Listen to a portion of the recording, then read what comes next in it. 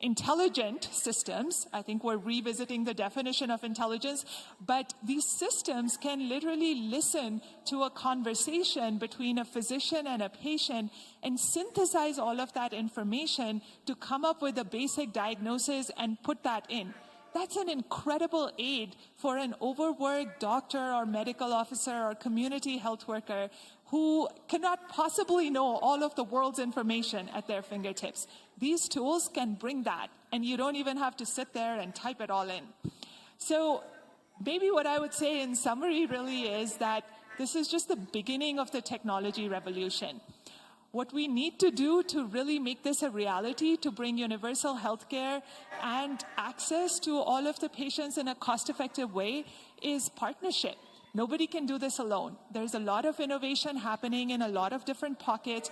How do we bring that together and work with the administration and the partners across all of the sectors to think about how do we do two things in parallel? One, truly innovate. The amazing thing about the Devolve system is that we have all of these laboratories that we can really customize these solutions to work in the local context. But then at the same time, also think about how do we do this in a way that's scalable and replicable and something that can be future ready, so that what we don't end up with is a bunch of fragmented solutions that don't talk to each other and that don't help us capitalize on the power of that transformational change. I'll just close with this, that, people always say it's hard to do big things that transform. That opportunity is in front of us. It usually takes a small group of people to make big things happen when you've got the vision. So my call to action and request for everyone for this session is, let's do it. It requires commitment, it requires vision, it requires leadership. The technology is all here. It just requires a small group of committed, focused, dedicated people to come together and make it happen. So thank you very much.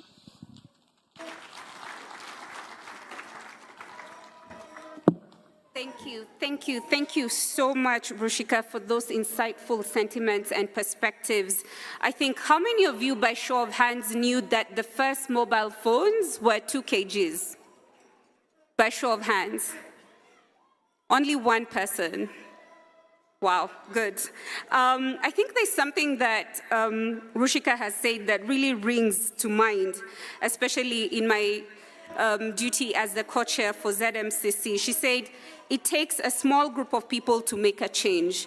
And if you thought you were small to make a change, think about the mosquito. How many changes has it done to our lives? A lot. So thank you so much for those perspectives, Ruchika. We really do appreciate them. Up next, I'd like to call upon Dr. Kwasi Bohane, the Director Health Systems at Farm Access, and Mr. Eric Angula, the Head of Strategic Partnerships and Government Affairs Africa at Medtronic's Lab, for a presentation further enhancing and speaking about leveraging digital health for universal health coverage. Over to you. Please cue the presentation for us.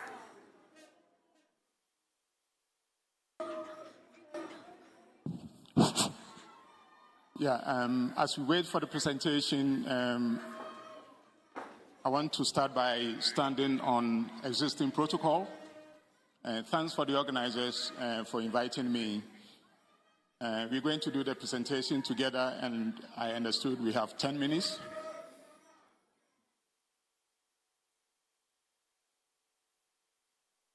Yes, is it here? Oh, anyway. My name is Kwasi Boahene. I'm Director for Health Systems at Farm Access. Farm Access is an organization committed to using technology and data to improve the financing and delivery of care.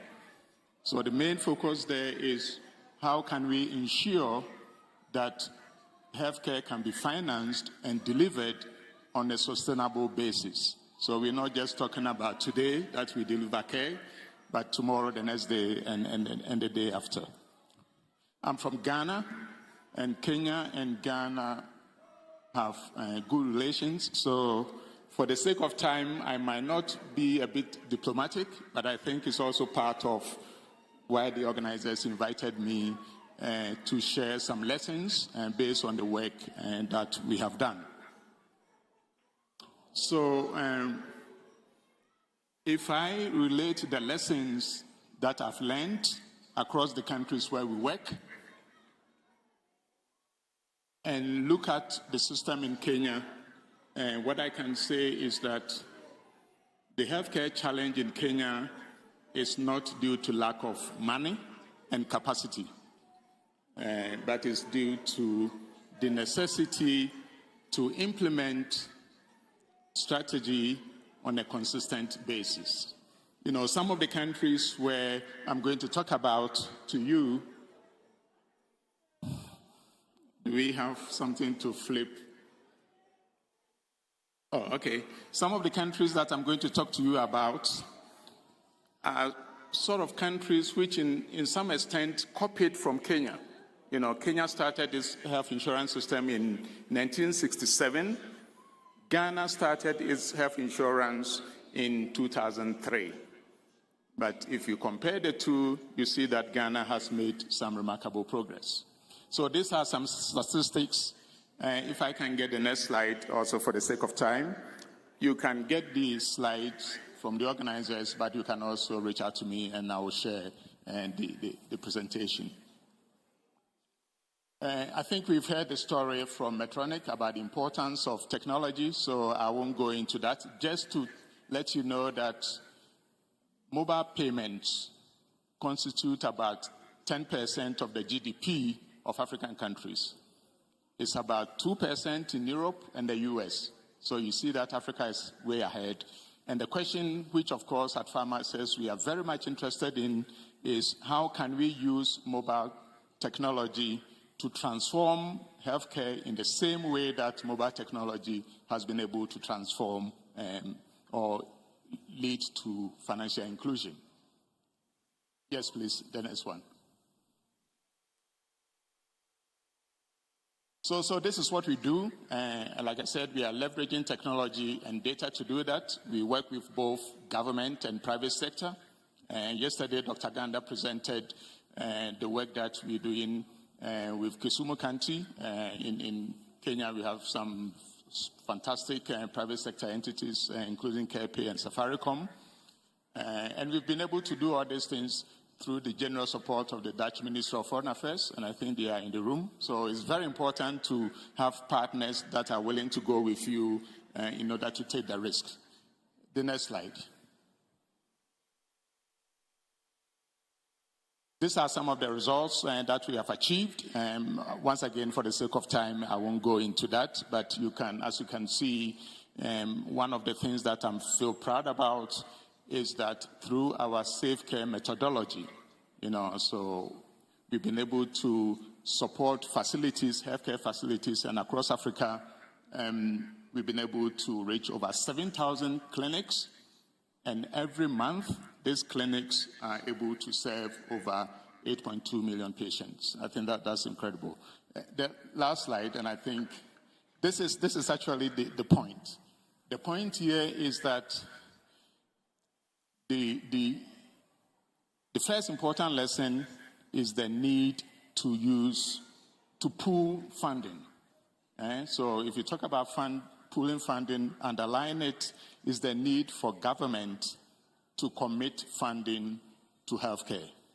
The story in Ghana is that when they started the insurance, they set up a special levy, health insurance levy, and 2.5% of all VAT in Ghana, it goes into funding insurance. Compare Ghana to Kenya. Ghana is not richer than Kenya, but Ghana has been able to reach 62% of its population with insurance. And the statistics in Kenya is 28. So it's about pooling and using the funding that we have strategically. And the next one, and I think that's also what the panel is about, how do you use technology in the most effective way? When we talk about technology, most organizations and people, they talk about the delivery side, which is important. But there's also the financing side. And I think it's important that we look at how we can use technology to mobilize funding and to ensure efficiency in the use of funding.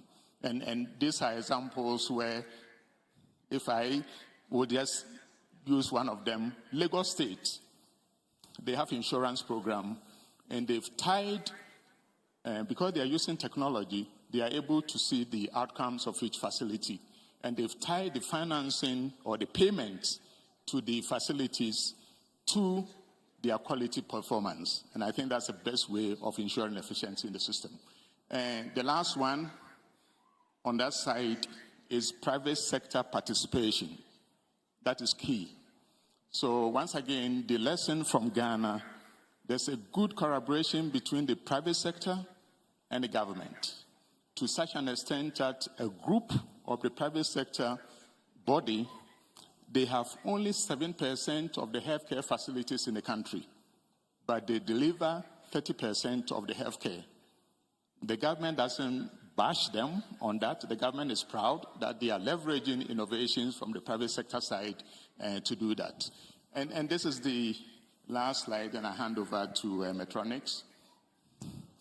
It's good that we have vertical programs. You know, we have HIV/AIDS because we need to target it efficiently and effectively. It's good that we have mother and child care because it's a pressing need for that. It's good that we have programs on TB and etc. But at the end of the day, when we talk about UAC, we're talking about an individual which has all these conditions. And technology can help us to pool all this funding together to ensure that the pregnant woman who may have HIV and may suffer from TB or whatever will be able to get the support in a consistent manner. UAC means bringing all the funding together for the benefit of one person, and technology help us make that possible. And lastly, I've heard, I've been here for about 3 days, and I've heard some countries saying they are small, others saying they are big.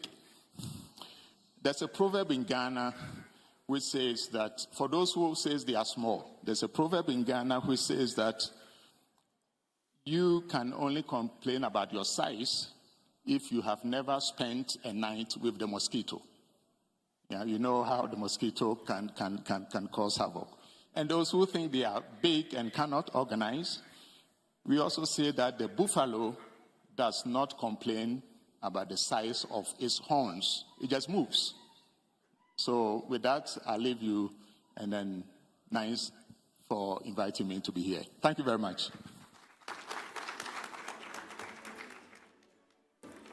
Thank you so much, Dr. Kwesi. I think this afternoon I'm the most privileged because my governor has just spoken ahead of me, and I don't know how many people have heard their governor speak ahead of them in this forum. If there's any joy today, that is my joy. My role actually in this breakaway session is really to bring all the discussions that have come ahead closer home. And we've had a very nice video showing technologies that are actually being implemented currently in this country. These technologies are not far-fetched. These technologies are actually currently impacting patients, impacting populations across the country.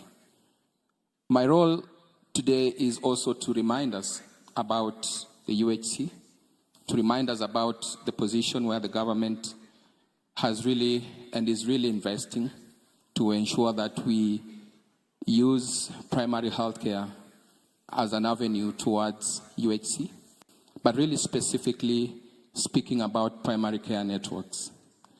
And I want to address the role of technology in being able to address that critical aspect. So maybe some slides. I'll not talk to all the slides, but just talk to 2 key slides. One, just on UHC, the priorities, and to remind us. So UHC, we all know the definitions, but the 4 most important things that is going to help us to achieve that is, one, to think about the human resources for health. The second bit of that is health financing, which I'm happy that my colleague, Dr. Kwesi, has spoken about. Then we have the role of technology, be able to support those UHC endeavors. And then, of course, lastly is the health commodities. And within health commodities, there's the opportunity for quantification and forecasting and ensuring that the commodities are available. Now, in that regard, I want to pose a provocative question. The government has invested about 100,000 community health promoters. The government is buying devices and gadgets, phones, kits for community health promoters. And the expectation is that the community health promoters are going to be screening at community level and referring those with chronic diseases or those with elevated readings or conditions into the primary care networks. We all know the structure of the primary care networks in terms of hubs and spokes. Now, that means that significantly we are going to see an increased demand in terms of patient numbers. We all know the status of our primary healthcare, and we all know the needs in terms of those 4 items I've mentioned: human resources, health commodities, financing, and technology, even at those lower levels. So I pose this question then to counties and partners and stakeholders who are here today. What are we going to do about those increased numbers at primary care network level? The solution is simple. We have an opportunity, a unique opportunity now to leverage on technology for downward and backward referral. And I want to talk about one of the technologies that have been shared, specifically the SPICE model of care. So let me just say that Medtronic Labs is a system innovator that really looks into addressing the gaps around care at primary care level, but really most importantly, focusing on patient outcomes at that particular level. Now, when we think about the CHPs referring patients upwards into the spokes, eventually into the hub, what will add value and increase efficiency in terms of utilization of resources will be if we could leverage on technology to be able to reverse and backward refer those patients into the community and back into the spokes. So we present an open source platform which is called SPICE, as I mentioned, that has the uniqueness to be able to connect and integrate all those spokes and the hub in a way then that we have an opportunity to longitudinally manage those patients, whether they go upwards into the hub, whether they go back into the community or into the spokes, but most importantly, in a risk stratified manner. So we are talking about community health, we are talking about primary care networks, and we are talking about chronic diseases. But it doesn't end there. How do we then provide specific insights around data that can support the utilization of community health promoters in a way then that is data-driven and outcome focused? So then again, the opportunity to utilize technology for us to start to look at what are the gaps and opportunities to improve the decision support at that particular level. I commend the government for taking that step, but we have a technology that has been able to provide specific benefits in terms of primary care network management of patients. One that is really, really important is to be able to drive personalized patient management plans, but also most importantly, to be able to provide the opportunity for the community health promoters to actually do the work for which they were intended to do. Lastly, the government has made a lot of effort. And I know in our minds in this room we are thinking, what is happening to all these solutions that have been discussed here today.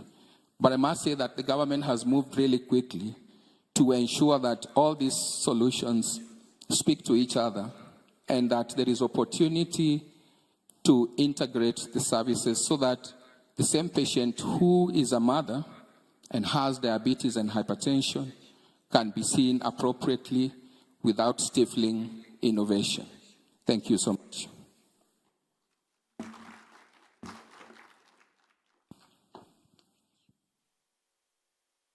Thank you so much, Dr. Kwasi and Eric, for those insights and perspectives. It's really fascinating to learn what countries can learn from each other. For me, it was mind-blowing to learn that in terms of financial insurance, you know, Ghana is at 68%, and Kenya is learning from that. And just as rightfully Eric did mention that there are lots of steps being taken, there is progress, and as we always say, a journey of 1,000 miles starts with one step. Now, I know we have very generous people in Africa. Someone left me their phone. Thank you so much. It's a gift from Ghana. Thank you. I'm just joking. You can come pick it up. Without further ado, we had promised you a very distinguished panel, a set of panelists who will be sharing crucial insights into this really fascinating topic of the intersection of health and technology and what we can do to achieve universal health coverage. So you have their amazing bios in the booklet, and in the interest of time, I'm not going to read their bios. I will kindly ask them to come to the stage when I call out their names, and we will begin with our Excellency, the Governor Wanga, who's the session chair. We will have Dr. Martin Sirengo, who's representing the Permanent Secretary, State Department of Public Health and Professional Standards in the Ministry of Health, Ms. Rita Okutha, the Executive Board Chair at Campe, Kenya, Mtiba, Ms. Caroline Bindio, the CEO, Amref Health Innovations, Mr. David, I thought it was a gift. He's taken back his gift. Thank you. Dr. Susan Ontiri, the Country Director at the International Center for Reproductive Health, Ms. Harriet Kongiri, the Policy and Strategy Advisor at UNAIDS, and last but not least, and certainly not the least, Mr. Brian Redman, PEPFAR Coordinator, Kenya, and Mr. David Munyendo. Is David here? Oh, yeah. Mr. David Munyendo, the CEO, Christian Blind Mission. Thank you so much for joining us on stage. Let's give them a round of applause as we settle in.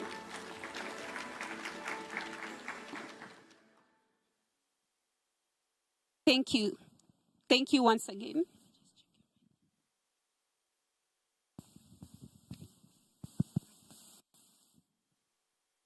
Hello? Okay.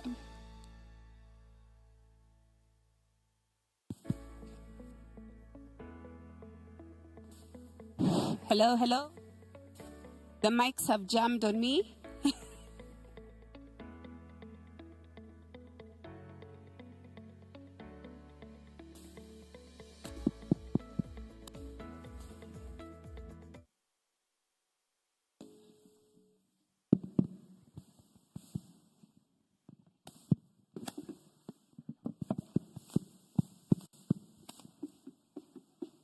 Hello? Yes, this one is working. Sometimes technology fails us, but we have to make do. And I will start with our session chair, Your Excellency, Governor Wanga. You had a really powerful opening statement around the impact of health, the progress that has been there over the past 10 years, the milestones, the challenges, the learning lessons, the opportunities that have presented themselves. And even from the video, we've seen the critical role that communities play in this whole ecosystem of achieving universal health coverage. The counties, we know there is implementation of the community scorecard, which helps in hearing the voices of the communities. From your perspective, how best can counties scale up these participatory approaches on digital transformation to transform health outcomes?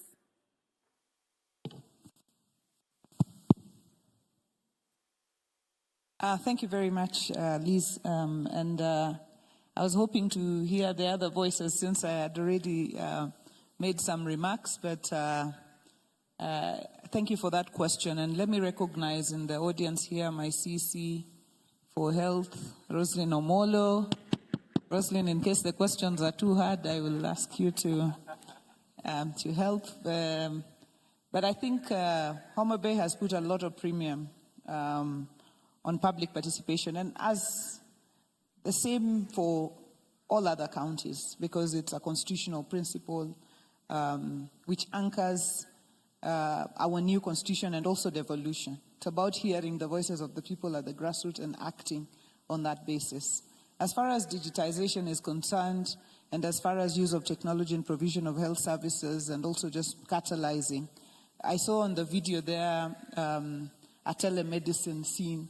And that telemedicine scene, if I'm not wrong, is in Sindo, in Homa Bay County, where we have a partnership with Gertrude's Children's Hospital, which is a premier children's hospital. And, Sindo is on the beaches of Lake Victoria in the rural areas. And now, parents can come with their children with complications, who have a high, and they can sit there and talk to specialists, in Nairobi and, be advised. And that saves on the distances, saves on the cost, saves on specialization. And I just wanted to, put that out there. And then to speak to how we are, putting digitalization at the center. After listening to the voices of the people and after, hearing them out, the one thing I think we should focus on is looking at where are we at. What is our baseline as far as digitalization is concerned? What are we getting right? What are we getting wrong? Where are we at this very moment? Because for us to progress, we must know where we are coming from. And then how do we open up this space to private sector? Because really, we can try as governments, but really the gurus of digitalization private sector people. Government, we try, and even right now we are trying to develop a government-based system for managing our health system, but we are not moving as quickly as it would be if we were, in partnership with the private sector. And then there's a whole area of regulation. In my opening statement, I spoke to issues of confidentiality. How do we handle the data? Patients are concerned, people are concerned about their information. Where is it held? Who's holding it? When can they use it? Where and when can they use it? So I think that's also a very big concern around the public that we must take care of with regulation. But also when we are regulating, I think we must take care not to over-regulate, because you can also try to regulate to a point where you now stifle progress and growth. So I think that's another key area that we are looking at. Our presenters from Farm Access, have spoken to the issues of interoperability of systems. So today, Sirengo will come with a system. It's a useful system. It handles for you one part. Then Rita also comes with another system. It's also useful, handling something. Now, you want both, but they can't talk to each other.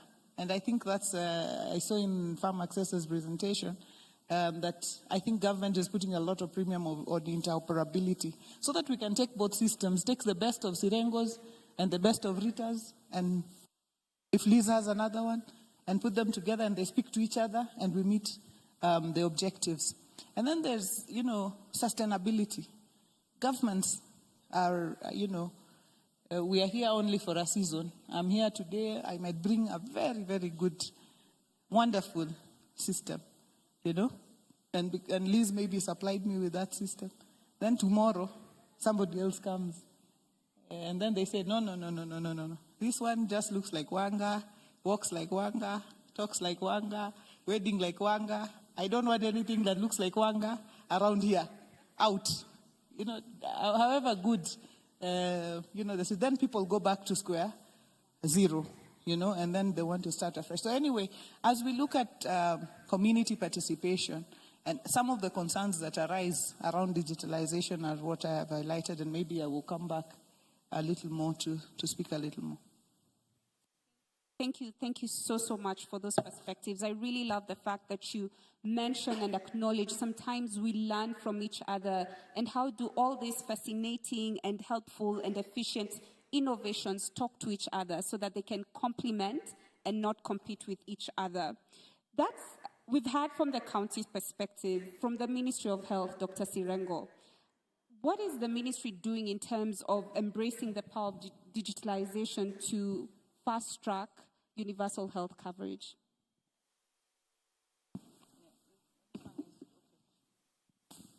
Thank you, Liz, my classmate. My name is Dr. Martin Sirengo from the Ministry of Health. I'm the Director of Health Sector Coordination and Intergovernmental Affairs. I'm sitting in here for PS, Ms. Mary Mudhoni Muriuki, PS, State Department of Public Health and Professional Standards. She's been around. She really wanted to take part in this discussion, but because of some delays, she's rushed to the airport to go back to Nairobi to attend to other businesses. So thank you very much for the question. Before I respond to the question, I think it's in order for me to recognize that there's a lot of work that has gone into the space of digitalization. As we've seen from the previous speakers, as we've seen from the video that was projected here before we started. Now, this digitization is not entirely a new concept. We have been through this journey from way back. As you recall, in the past, a lot of health systems were manual, paper-based, using the old files, as it were.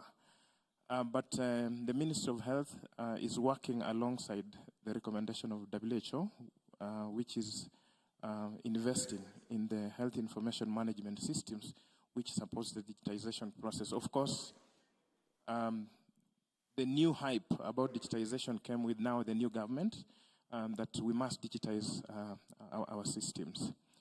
As you saw from the presentation and the previous speakers, there is a lot that has happened in the space of digitization in the health sector. Right from the service delivery points of care, where we have electronic medical systems taking care of patients, to issues of, digital systems for evaluating diagnosis, like imaging, for instance, and that together with telemedicine, where a patient in the rural area can have the benefit of a specialist sitting in Nairobi, looking at their story and their results from the laboratory or X-ray to assist in the diagnosis. And of course, all that has to be fed into a system that we call the Kenya Health Information System right now, which goes all the way to the national platform. And this system is so robust that all the public health systems and most of the faith-based organizations are actually linked to it, with a few private health facilities. And at the national level, we're able to tell at a click of a button what kind of services are available where and to what level. The same is available online through the Kenya master list. If you want to know how many facilities Honorable Wanga has in Homa Bay, you can just click and see that. But digitization does not stop there. We have embraced digitization to address other things, like logistics management. For commodity management and supply chain, we have digitization in the space of management of human resources, an example being the Integrated Health Information Management System, where the Minister of Health currently is developing a system where all healthcare workers in the national government and in the county in future will have their data in that system. And you can click and say which county has how many specialists, has medical officers, nurses, and so on. So at the national level, when we look at digitization and where we should be, it is a system where we would like to use it to improve efficiency in terms of planning, in terms of budgeting, in terms of accountability, because at a click of a button you can tell what is going on where, including financial management. Towards digitization and working with the counties, I think some 5 years ago, the ministry embarked on a process of UHC, of course, during the pilot, and a number of things happened, including connectivity to fiber optic network, beginning with the county referral health facilities across the country. And going forward, we will wish that even at the lowest level, dispensaries, health centers are connected to this system, which we call the digital superhighway. Okay? Of course, the challenge will be there are so many different things happening in this space, in different counties, with different partners. You may find every disease entity in this country has almost exclusively its own system. HIV have their own, TB have their own, which they call TB, reproductive health have their own, and so on. KEMSA have their own as well, which they use for logistics management. So the question at the national government right now, and for us to move towards the use of digital superhighway, is how to integrate all these systems to speak to each other so that for the indicators that I wish to export from this system, I get. The indicators that an implementing partner working in Mombasa would like to have can also get. So what are we doing? Two things. And that's basically to put standards in place and regulations. The ministry is working on a digital health bill that will put in place standards of how the digitalization in the health sector can happen in terms of what is the minimum that is required by each one. That will also define the different access rights for the different entities and make it interoperable so that whatever system exists in which corner can be able to tap in. And whoever wants to export any kind of information based on their level of access can actually get that. Number two, the ministry is working on the guidelines, what we call the governance guidelines now, that will actually spell out the regulations and the expectations of what we need to be able to plug into this. So in conclusion, what we look forward to is to request all our partners and the counties to work with us to make sure that all your needs are taken care of, don't be left behind. So as we move towards this, everyone's digital needs can be met. Thank you. Thank you so much for sharing those perspectives and the brilliant work that's going on at the ministry level. You know, Daktari here, because we're classmates during our master's class, preempted my second question, which was around the digital superhighway. So thank you for sharing those perspectives. We'll switch gears a little bit to innovation. And I will come to you, Rita Okuthe. As an innovator, how, we've heard about MTIBA, the fascinating work that is going on there. How is it being implemented, and what are some of the experiences you can share with us as an innovator on how MTIBA is impacting healthcare at the county level? Thank you so much. So I will speak about MTIBA in 3 areas. We're also known as CarePay, but the customer-facing name is MTIBA. So first of all, I've had a lot being talked about the basics. I just want to confirm that Kenya is leaps ahead in terms of technology, and especially the use of the mobile phone. So if you think that you have about, on average, 52 million customers who are connected to the mobile phone, and 30 million active M-Pesa users per month.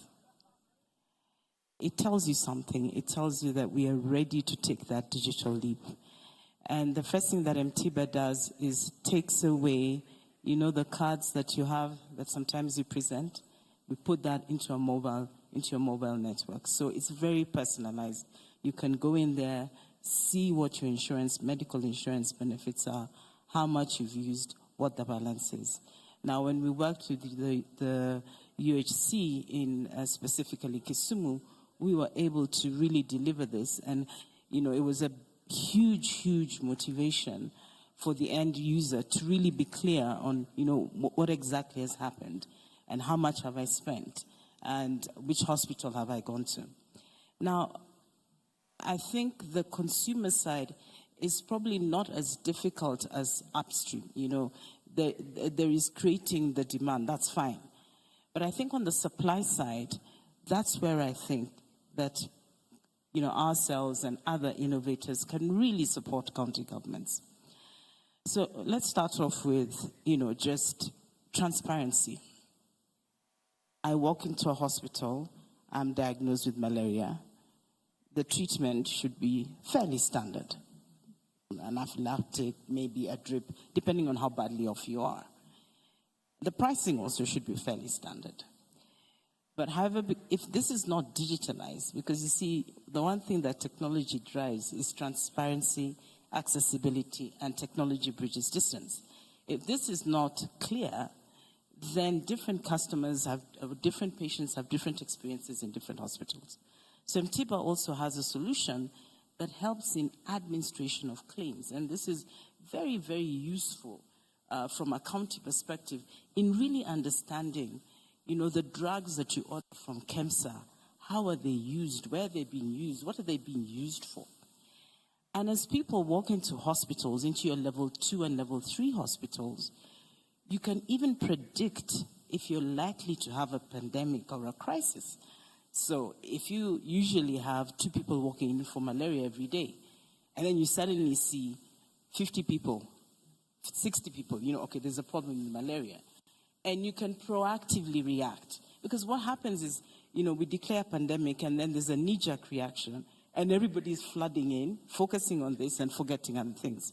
The second thing that does is that it decongests your referral hospitals. And I'm sure from the ministry, this. The referral hospitals, if you go to the casualty department, it's really filled with people who can be treated at level 2 and level 3 hospitals.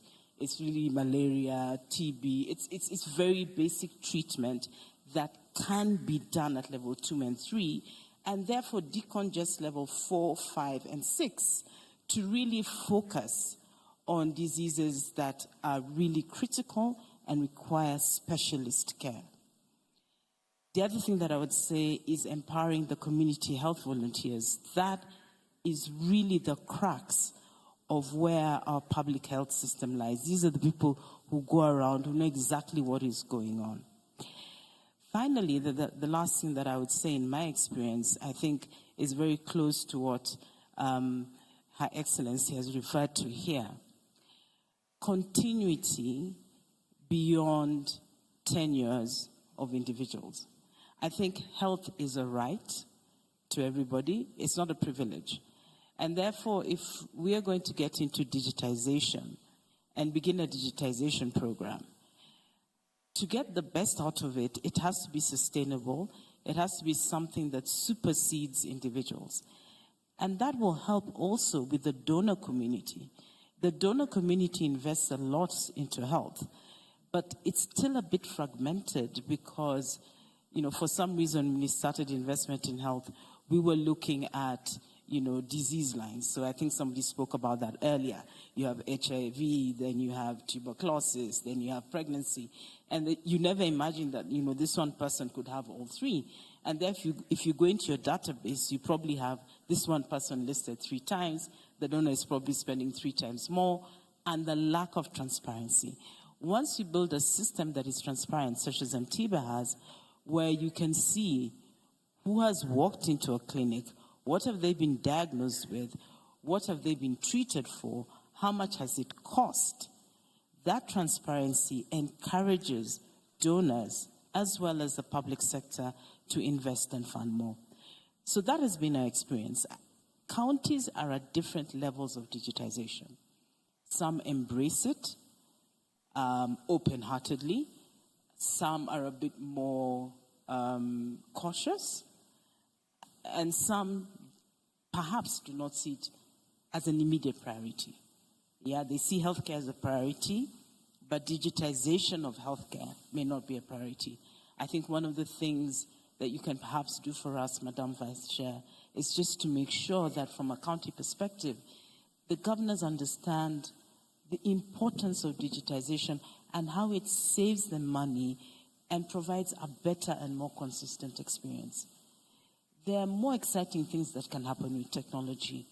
You can have a simple mobile clinic. I've had a lot being talked about telemedicine here, but how do you make it come alive in a way that actually helps, the bottom end or the final end or the citizen living in the farthest part of Kenya? There are mobile clinics that now you can have a 3G device, you can connect and speak to a specialist. Why don't we take them out on market days? On market days, we know that, everybody in the community comes out. Take it out on a market day with your community health volunteer, call in the specialist, and then the upward and downward referral that we've been talking about here can then happen. In the absence of that, people still have to travel long distances to reach the nearest health facility, and you actually don't make the difference. So, in summary, what am I saying? Technology bridges distance. Technology breeds transparency. Technology is also a great equalizer. It means that the access that I have to a specialist, say in Nairobi, is the same access that somebody potentially could have in the farthest part of Kenya with technology. So with MTBA, that has been our experience. I've taken it, a little bit higher and not gotten down into the details because I think it's important we take away and we have clear resolutions as to how technology can really accelerate access to healthcare. Access is a real thing and consistency in that access. Thank you. Wow, thank you. Thank you so much. Technology bridges distance.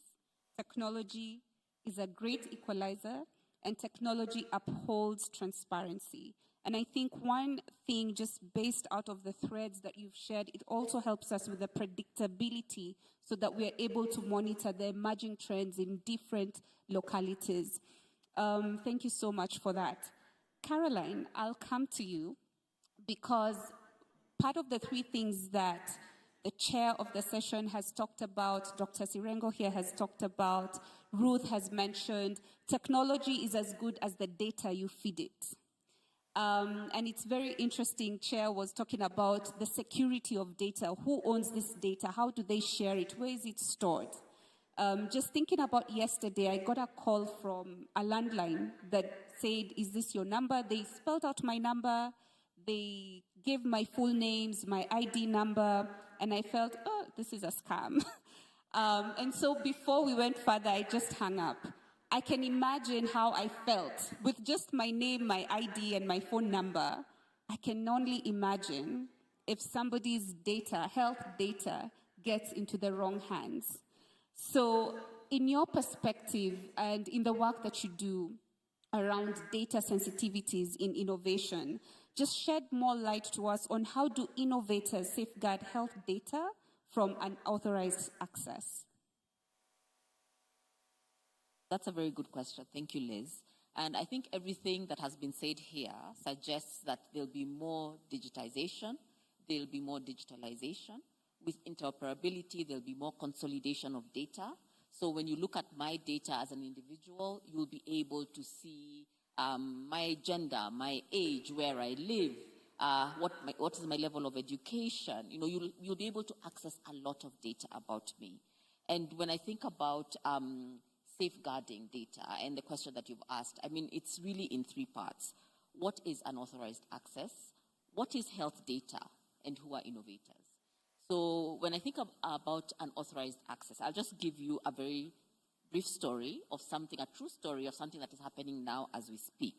There is a software called Move It. And there's a mass hack happening as we speak today, and that hack started in May of this year. And since May, they have managed to penetrate 600 plus organizations across multiple countries. They have hacked governments, financial institutions, airlines, you name it. And just this week, they were able to steal 4.5 million records, health records, from the state of Colorado. Imagine that, yeah? And we are still not yet able to identify how we are going to stop this. So this is clearly an intentional and malicious data breach. But not all data breaches are intentional or malicious, but regardless of intent, they all have the possibility of bringing risk to the patient. So when we now think about, we move from the unauthorized access to health data. What is health data? And I think this question is becoming more and more ambiguous, more complicated, the more we digitize. So now, right now, we have different ways of collecting data. There's voluntary data. We've seen here how community health promoters are going door to door, collecting data from households. And this is, in many cases, voluntary because they are required. They are requested to give their consent, and they may choose to or not to. And then we have more, something that feels more coercive. During COVID, there were some very temporary measures that were put in place to allow organizations like airlines, hotels, conferencing facilities to require us to provide them with our health data for us to be able to access certain types of services. Now the pandemic is, it has been scaled down, and that data has outlived the pandemic. Where is that data? Is that data defined as health data? Who is safeguarding that data? And of course, there is the inadvertent data that is collected. Many of the apps that each of us use is collecting data about us. And part of that data that it's collecting is our location data, our GPS data. And that location data can say certain things about me. It can tell you, for example, that I frequently go to a rehab center. Is that health data? Is that data safeguarded by anyone? So as we think about what is really health data and how do we define it? I think right now there are very provocative conversations going on when you think about the possibilities of machine learning, artificial intelligence, when we look at intersectionality and the determinants of health, that something like, my level of education, where I live, my employment status, my socioeconomic status, my gender, where I access my water, all of those things are part of what determines the status of my health. So when you look at it that way, the question really begs, is all data health data? And how do we ensure that we are protecting that data? Because the risks associated with exposure are massive. When we think of innovation and innovators, I think, many of us, myself included, when I think innovation, the first picture that comes into my mind is a startup with young people doing something digital. But actually, innovators come from everywhere. They may be coming from the medical sector and innovating for health, but they could be coming from many different sectors, building some of these solutions that we've seen here. They could be from the public sector, ministries of health, governments, innovating and creating solutions for some of these challenges that we are facing. It could be private sector, whether startup or established organizations like Safaricom. It could be local innovators. It could be somebody from the region within Africa. It could be somebody from San Francisco, Colorado, Ghana. It could be anywhere. So essentially, we're saying an innovator is anybody from anywhere. So if you think about it, anybody from anywhere can come in, create the solutions that are collecting data, and they are storing that data. So when we think about it that way, the risks are massive. And I think it is clear that it is not about just the innovator safeguarding that data. It is about the ecosystem. How do I collect that data? What tools do I use? And what safeguards are within those tools? Which individuals are we asking to collect that data? When you talk, whether we're talking about the community health promoters, doctors in health facilities, whoever it is that we're talking about, do they understand what it means? Are we providing them with the training and the knowledge and the equipment to safeguard that data? How is that data moved from one place to the other? This massive hack that is happening right now, it is because of the software that is being used to move data from one place to the other. It is not the data that is the tool that is collecting the data or where the data is stored. It is that movement. So how do we move data from one place to the other?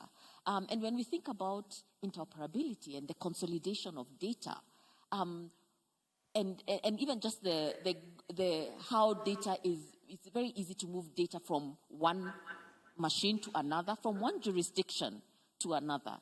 What are the rules, the policies, the regulations around that? How do I share data? For example, if I'm a project, I'm collecting data in your county governor, and then I want to send that data to you. Are there certain protocols? Do I send it as an attachment on email? Do I put it on a flash disk and send it to you? Is there a protocol that I can send data digitally from my machine to your machine safely? And where will it be stored?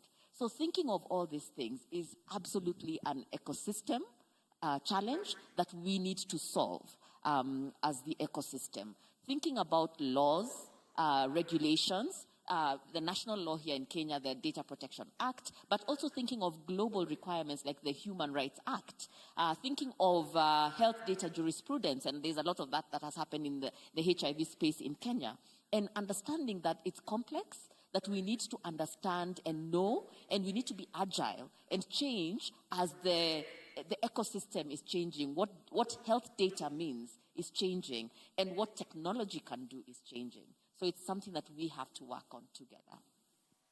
Thank you so much, Caroline, for those perspectives. And you've kind of answered or shed more light on Rita's question on, why some people are a bit hesitant or cautious around digitization. But like you're saying, it has to be a collective action. People have to talk to each other and work together to be able to overcome this, such startling revelations of such a hack. 4.5 million health records without knowing where they are can be really troubling. But it has to be developed in collegiance with the rest of the ecosystem. Thank you so much for those perspectives. One of the things I really want to shout out Katra and the rest of the team that really put this panel together, just because of the inclusiveness.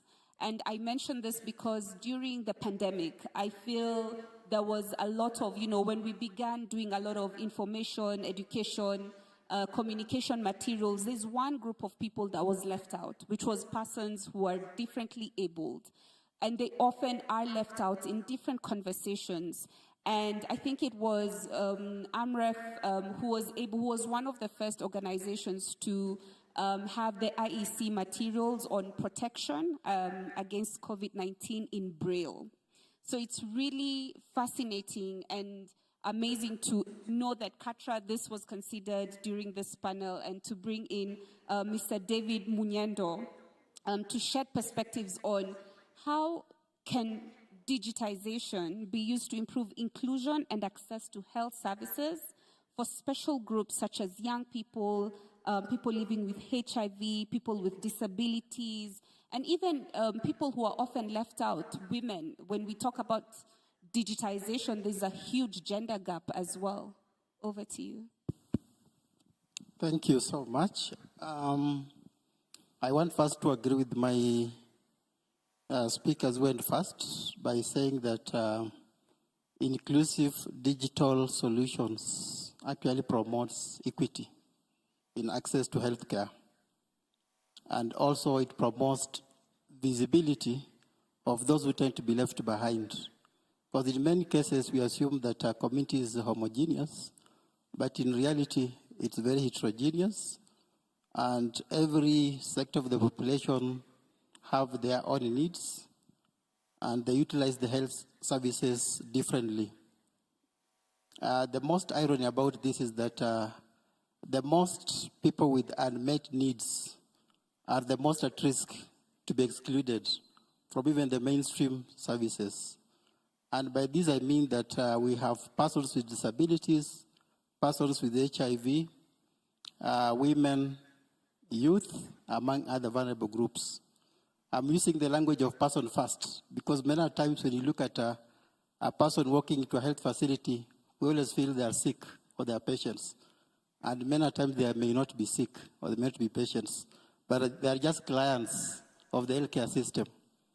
So the more you convince them that health is an investment and not an expense, you get it right, because they see their role more meaningfully and they walk in even at times with a solution, are not entirely coming because they are at the mercy of the healthcare system.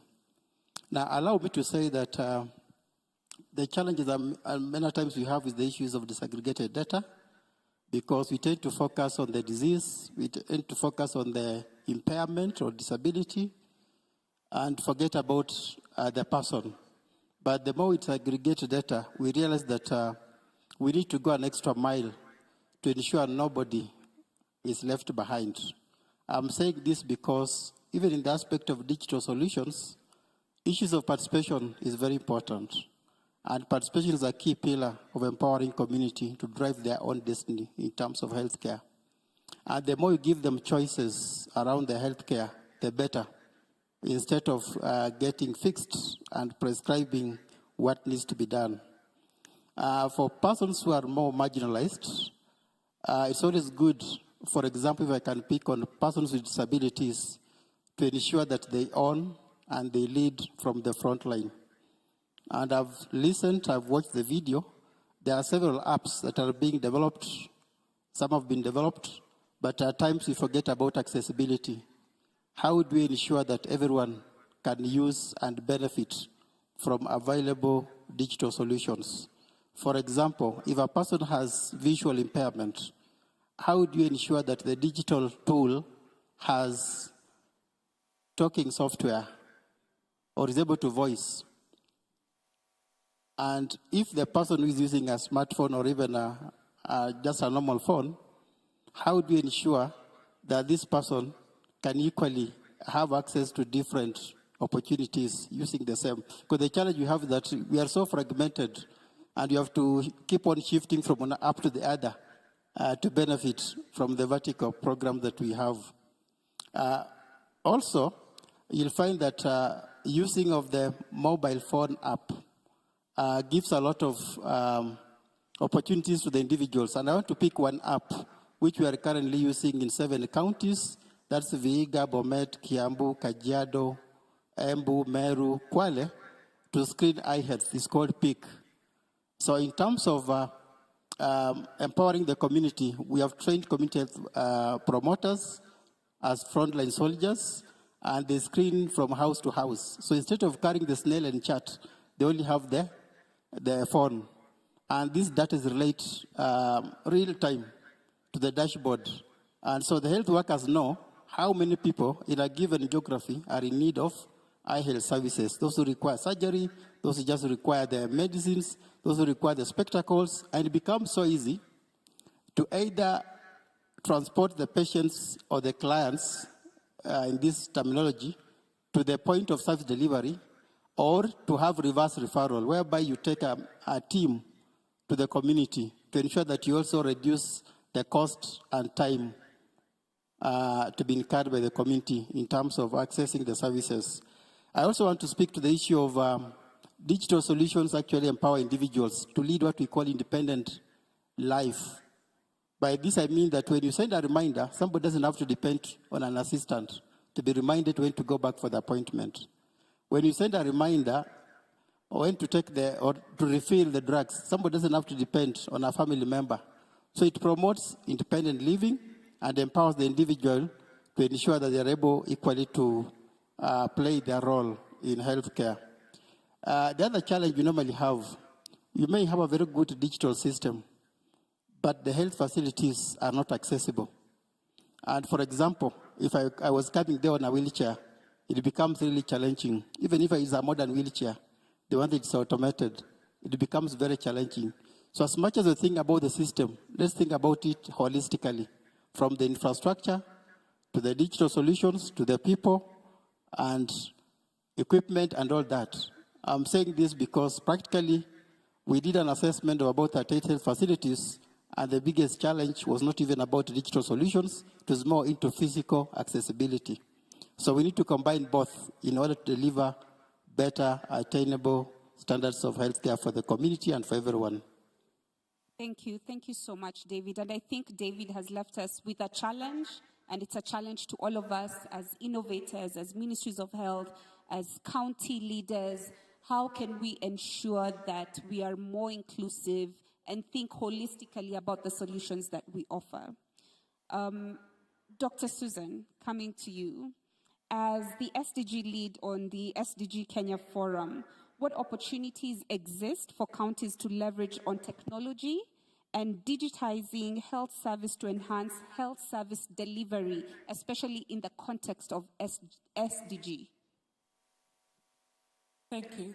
First of all, I need to appreciate that even as we are having this discussion on digitalization, we are having it in the framework where we have an enabling environment.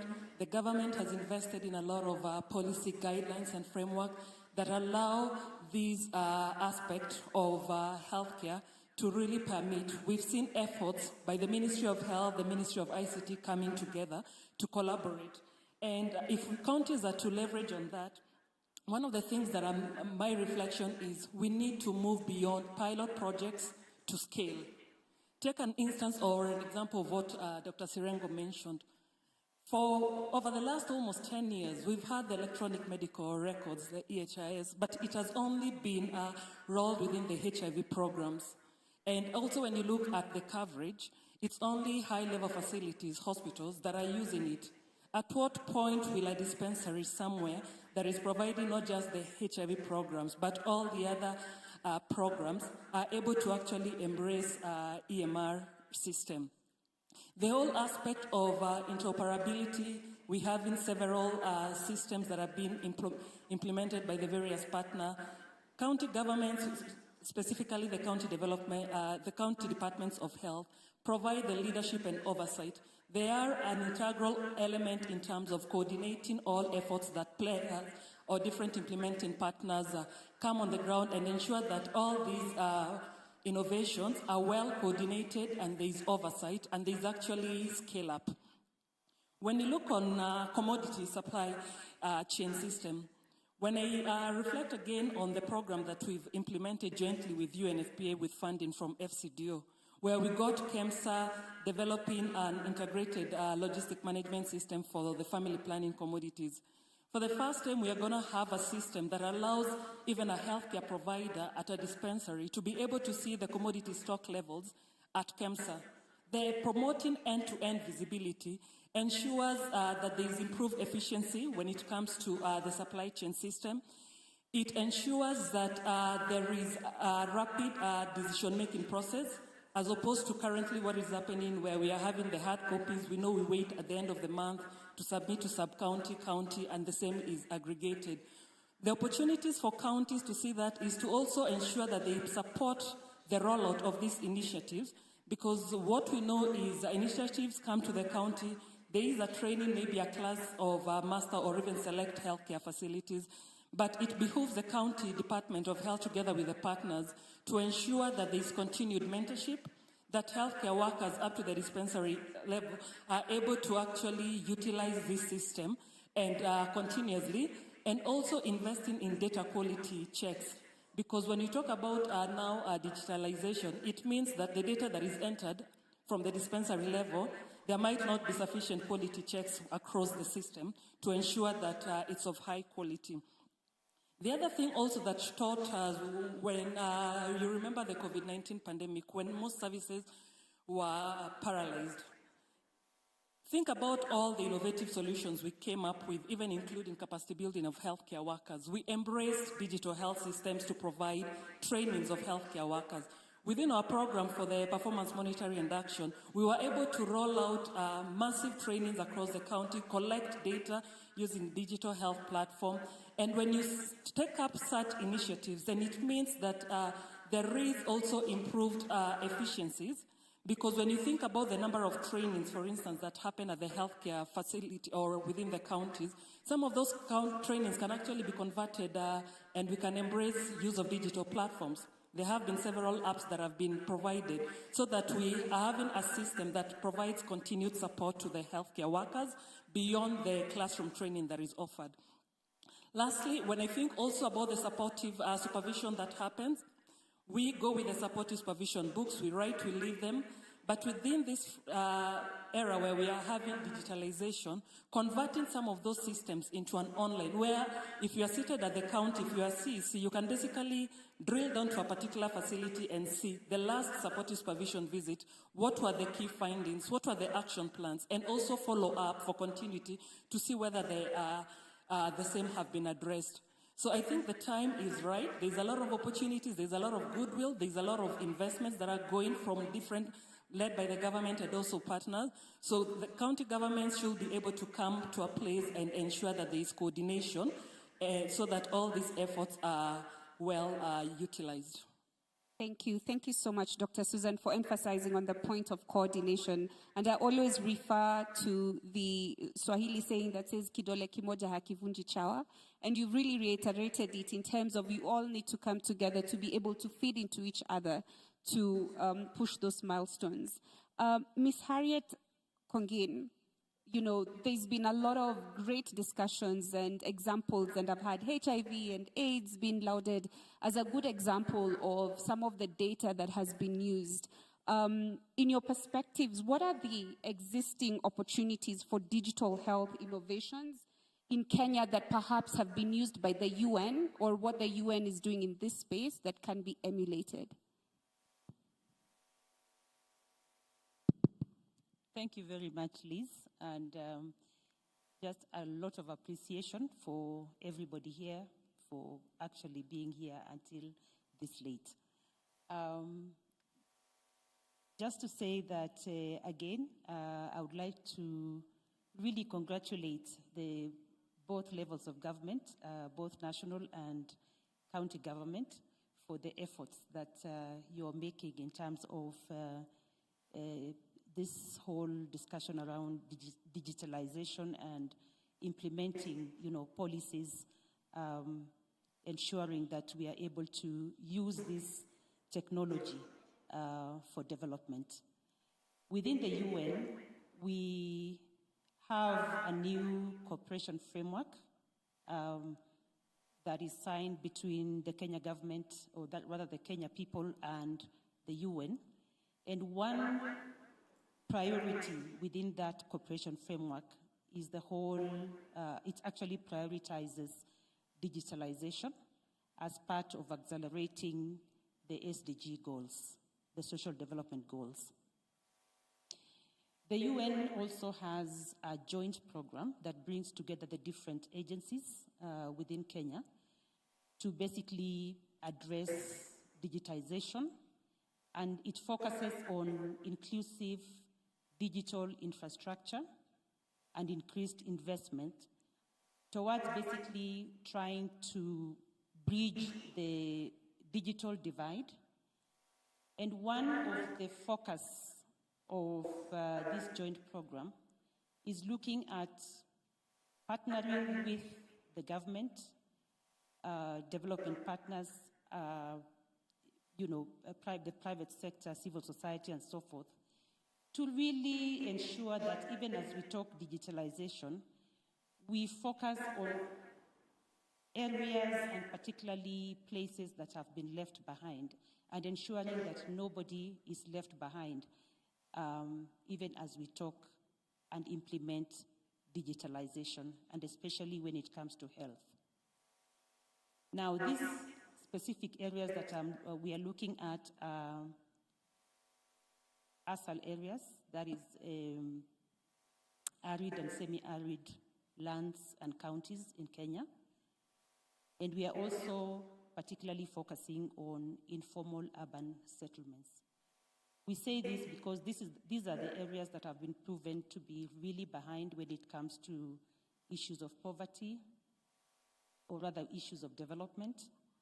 But again, when we come to HIV and AIDS, you'll find that data has shown us that these specific geographical areas are really lagging behind, and most of the people that live in these geographical areas, again, are at risk.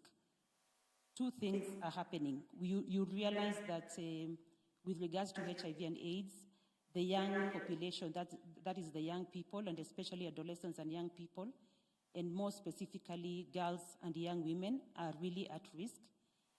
And so what we are looking at is focusing on these populations and ensuring that even with the digital technology, these particular groups are not left behind, and that we come up with technology that really ensures that they are included. In terms of opportunities, we really see a lot of opportunities for partnership, and as I said, what the government is doing is really laudable, and these are really areas of opportunity to work with the government, both at the national level and at county level, to ensure then that there is space for everyone on the table in terms of digitization, and that we are able to really help and support government through various ways.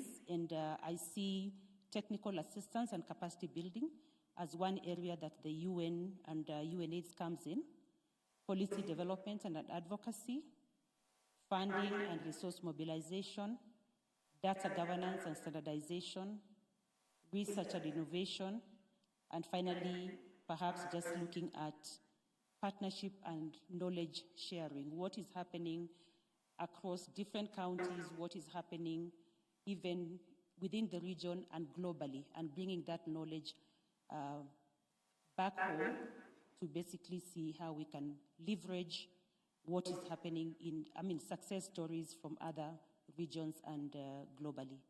So let me stop there because of time and really take it back to you. Thank you. Thank you. Thank you so much, Harriet, for bringing in the perspectives of the arid and semi-arid counties, the ASOL areas. And I could see Dr. Sirengo here taking notes on the open invitation for exchange of learning that I think Dr. Susan also did mention about coaching and mentorship. And the UN has so gladly offered, the technical assistance, the advocacy, the quality assurance, as well as some insights into R&D.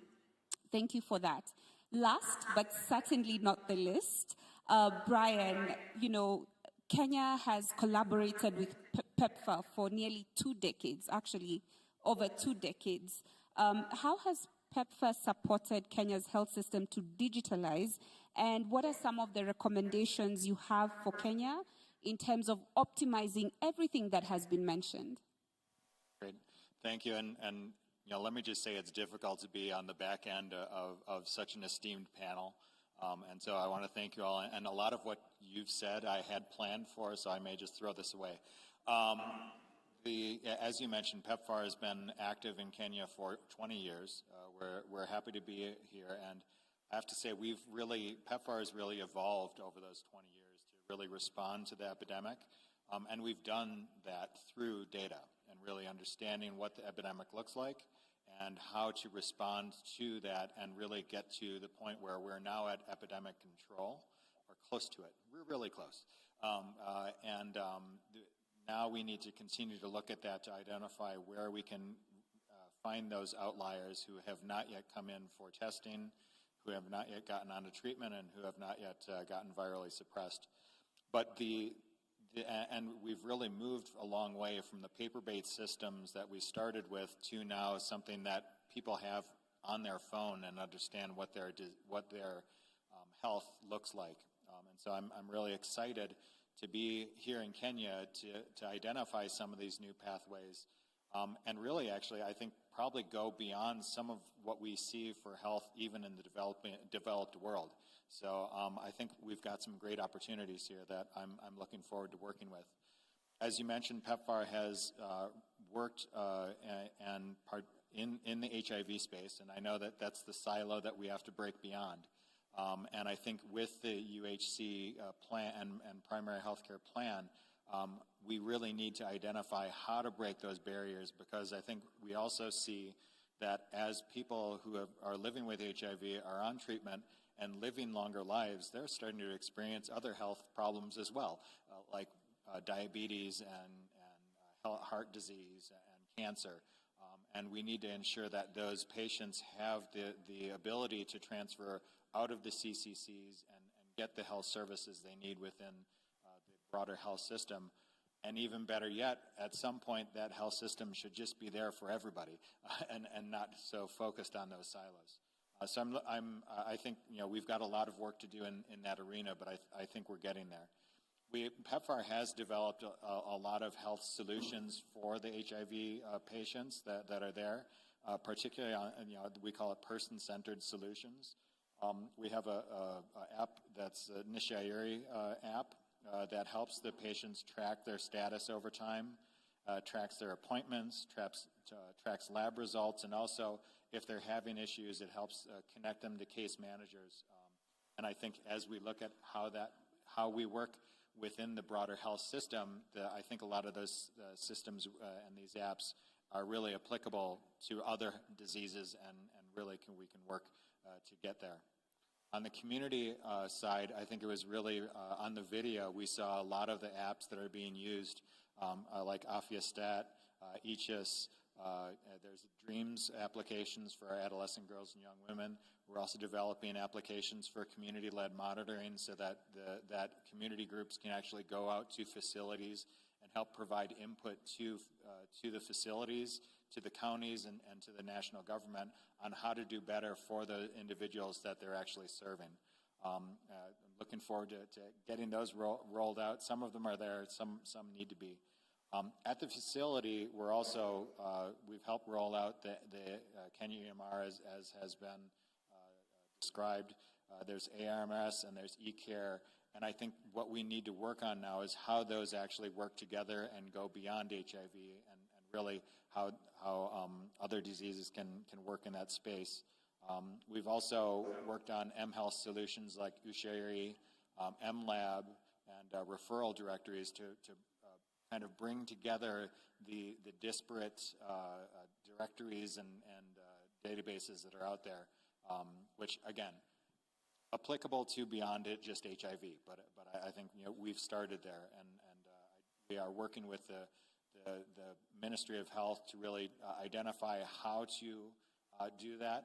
And there was a conversation I had this morning actually with a CEC from the governor's county, where we're, she and I were really talking about, okay, how is this applicable, and how do we make sure that as the national system is set up, that the counties are using it and that the facilities are actually using it.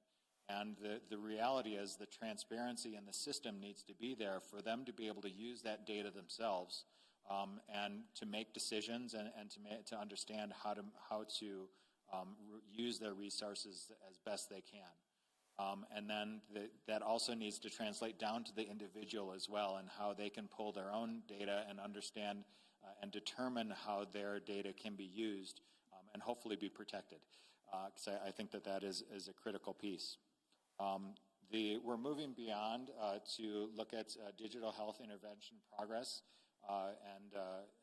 and really right now we have about 98% of ARV patients that are in sites that are using the EMR system, and we've been able to identify 90% of those within the national data warehouse, so that we have a better understanding of exactly how many patients we actually have, where they are, and also we can have a better understanding of when they move from this facility to that facility, that they're actually tracked and traced, and that their EMR can move from that site to that site. So it's been really helpful, and I think that we've got some more work to do in terms of developing and understanding what the master facility list really entails when we move beyond just the HIV spaces.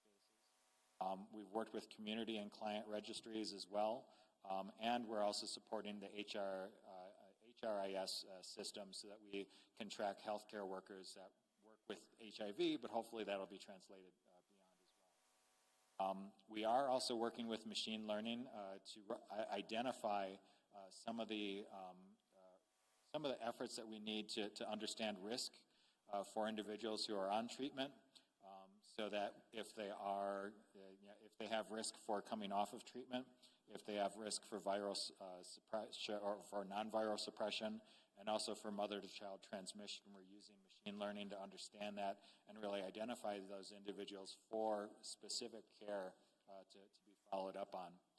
And then lastly, we're looking at long-term sustainability of the program and really that integration piece that I think is going to be really critical. And so we're working on how to integrate HIV into the PHC so that it's a broader perspective. It's going to take some time, but like I said, I think that it's really critical for us to understand how to use these efforts so that and I think we've seen a lot of the systems work that PEPFAR has done has really been useful across other diseases. We saw it in COVID-19. Here we've had Ebola on the doorstep in Uganda this year. We've had yellow fever. We've had about 5 or 6 outbreaks of different diseases in Kenya that we've all had because we were able to use the lab system that we helped the government put in place. Those helped. It helped to really keep them from growing beyond what could have been a disaster. So my last piece is really talking about that data transparency, to come back to it, because I think it's really critical for us to be able to use it. And once people actually start seeing the data that's in the system, they actually have a stake in the data, and it starts actually getting to be better data and more reliable data because they see the reason for putting it in and they actually use it on a daily basis. Pause there and thank you. Oh, thank you. Thank you so much for those insights. We can see, from paper-based systems to now even exploring machine learning in the initiatives to just impact positive health outcomes. The 20-year journey has just begun. There's a saying that says, the last shall become the first, and the first shall become the last. So in that regard, I would like our panelists in one sentence, just in their capacity, what is their commitment to digitalization as the audience is getting ready for a question? As you prepare your questions, Katra will guide on how many there are. Please make sure you say who you want to answer that question. Very quickly, just one sentence, what is your commitment? Then we'll just move along. Person-centered digital programs to help break beyond the disease-specific barriers.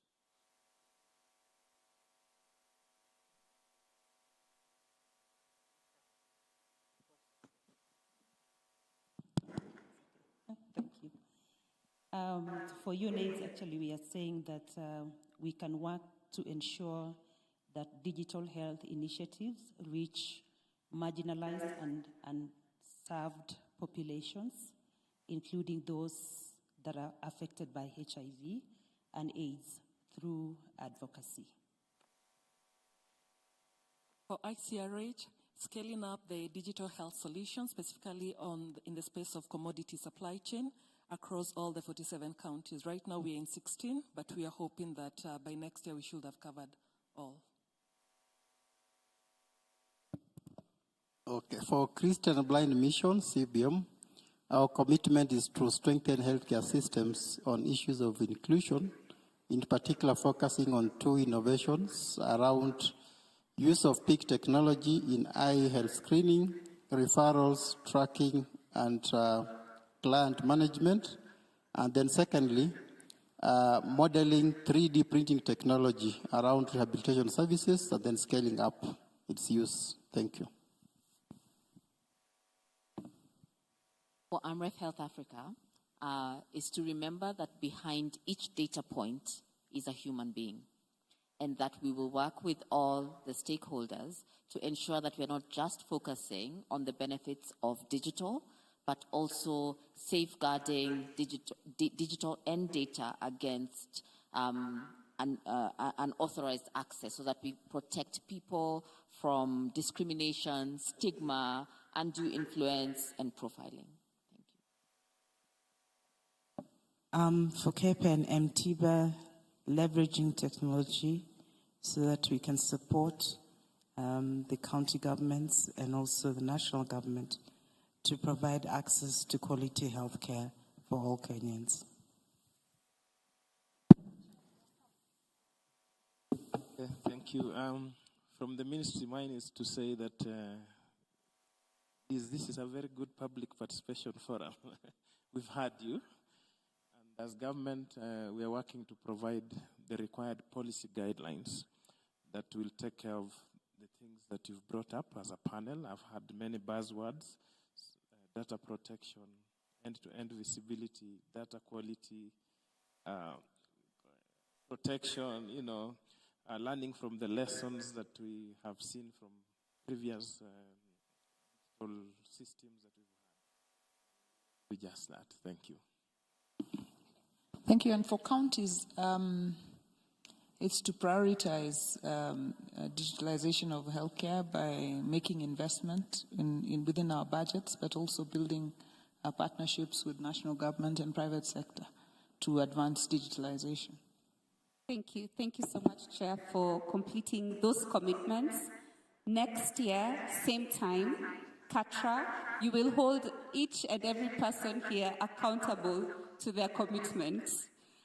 Thank you so much for your time, for all these wonderful insights. I don't know if we have questions. Yes, there is a question. Please do allow just for a couple of questions. Please state your name, be very brief, and just who you're directing your question to. Thank you, just in the interest of time. Thank you so much. Good evening, colleagues. My name is Josephine Odanga. I work with the UNICEF Kenya Country Office. Maybe just to indicate that as UNICEF, we're also supporting ministry at national level on digitalization of healthcare systems on various components. Dr. Sirengo, KQMH, Dr. Laura Agwenyi is currently working with your team on that. And also on supporting the setup of a repository, electronic repository for immunization, system strengthening, together with the Jomo Kenyatta University of Agriculture and Technology. My name is to Dr. Sirengo, who's a long-term friend.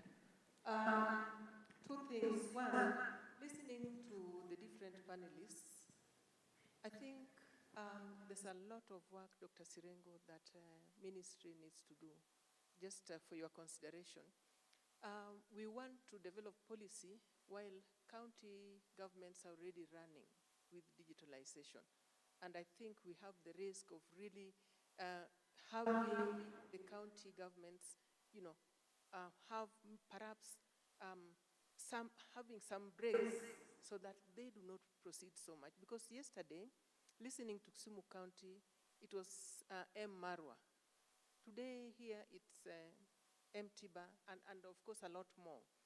And of course counties are the implementing wing. So I think we really need to move with the haste, speed, so that we are able to have the necessary policy, standards and guidelines to actually shape up the digitalization of healthcare systems.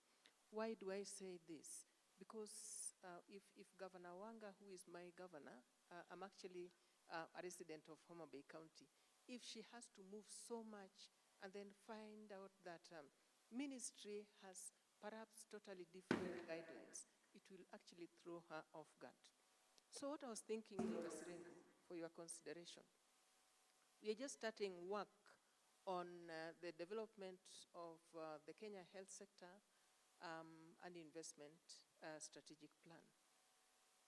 If you, your team at ministry headquarters, working closely with counties, may consider actually embedding the digital health systems into the health sector strategic and investment plan, so that at the stage of situation analysis, we are able to take stock of what UNICEF, other partners are already doing as part of situation analysis. It will actually help you, Daktari, in actually shaping up the policy, dialogue, and also the standards and guidelines, as well as the community health units, dispensaries, health centers, sub-counties, counties, actually including digital health, components into their annual work plans. And then finally, kindly consider calling partners really for a forum so that you are able to actually generate actually map the different sets of digital platforms that are being supported by the different partners at the moment, so that as we give guidance to the counties, we'll already be talking of what other partners are doing and perhaps proposing to counties if they could actually maybe use some of the innovations just as part of Scale Up. Thank you. Thank you. Thank you so much for those perspectives, and I'm sure, Dr. Sirengo, you've taken note of that for the humble consideration of the ministry. Yes, a question from the lady in pink, and then followed by the gentleman in a red tie. Thank you. Mine is not a question, it's a comment. My name is Dr. Nelly Bosire. I'm here with the Kenya Pediatric Research Consortium. I think for me it is to take note that I appreciate how much technology is going in linking the patient to care. I really appreciate the fact that there's something coming up addressing commodities. But I would like to see better on services on the ground. What technologies can we come up with that link Governor Wanga's facilities from the level 2s to the referral level that talk about what service can we offer now? How do I know your theater right now is broken down because maybe there's a machinery that's not working, and we stop wasting time in the referral chain, coming there to be turned around to head elsewhere. I think that too would be very beneficial. I would also like us to acknowledge that we, a lot of the times, think that patients just want to go to level 5 facilities to get service. But truly, if you go to the villages, they want their level 2. They know the nurse there by name. She delivered their past 3 babies. She knows where they live. They have a relationship. So as we talk about technology also in terms of medical equipment, we see a lot of investment, and even when we see our leaders talk, there's a lot of emphasis on we have a CT scan machine, now the MRI is working. I want to hear for PHC to succeed, for us to start bragging about how amazing our level 2s and level 3s are doing, because that's where PHC is centered. Thank you. If we can be able to do that, I think we can be able to win this. Thank you. Thank you. Thank you for those comments and that feedback. The gentleman in a red tie, then we'll come to the gentleman in a red shirt.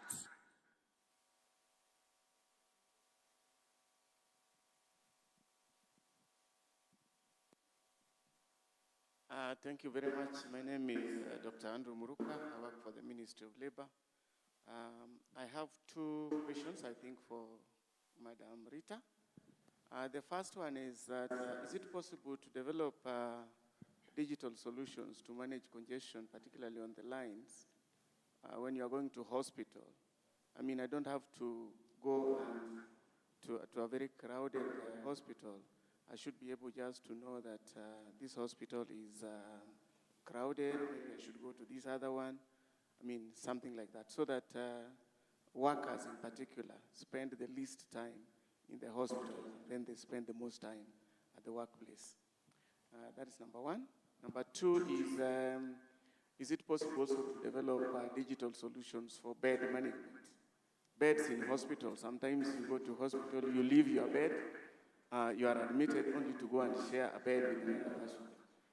Is it not possible that you're able to, just like you're able to get information about a booking for transport from one location to another, if you want to use a bus, you should be able to check whether there is availability of beds wherever you want to go.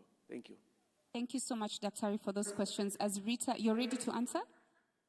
Okay, we can take one more question and then go to Rita to answer those 2 questions. Yes. Thank you. Thank you, and good evening. I'm Patrick Adera. I work with Living Goods. My question would go to Her Excellency Governor Wanga and Daktari from the ministry. And my question will be a bit biased towards community health strategy. We are talking about digitization of community health and having CHPs work on a digital platform. My question is, what are the plans to make sure that these CHVs are well equipped, they are well supervised, and they are well compensated? Because having digitization without the other pillars having been fully addressed, then I don't think the end game of making sure that service is delivered will not be appropriately addressed. I'll be very happy to hear what the plans are. Thank you. Thank you so much. Those two questions are for the chair and Dr. Sirego. Yes. Thank you. My name is David Kirui from Nandi County, working for Eastern Produce Kenya Limited as a private sector. Mine is kind of a compliment, though in a different way. This goes to our Excellency Governor Wanka and Dr. Serengo. I've heard when the regulator was asking, next year we will ask the panelists, what have you done? But mine is going to be like, why don't we have a timeline so that we give ourselves 6 months and we have emails nowadays. As you talk about digitalization, we have emails. We should leave us with the emails so that by end of 2 months, we write to you, Dr. Sirengo, how far you are, Madam our Governor, how far has the county government have done. Thank you very much. Thank you. Thank you so much for that. Another question. Wow. So the gentleman at the back, the lady here, and the lady in white.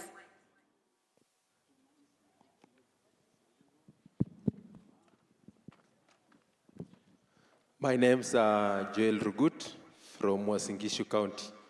My question is, when we went for digital in education, it really didn't work. I don't know if we go digital in health, is it ready to work? Because the question goes to Wanga and Serengo, the national team.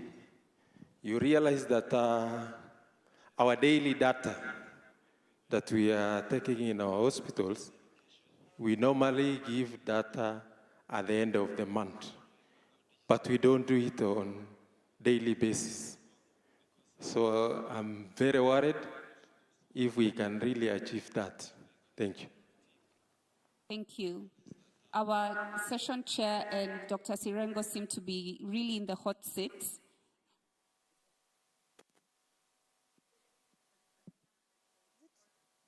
Interchangeably, you can go ahead. Thank you. My name is Mercy Kilel. I'm a nominated MCA from Nakuru County.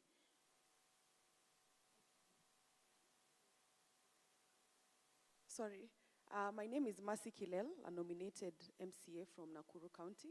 And my question is to Her Excellency Governor Wanga, so far my favorite governors.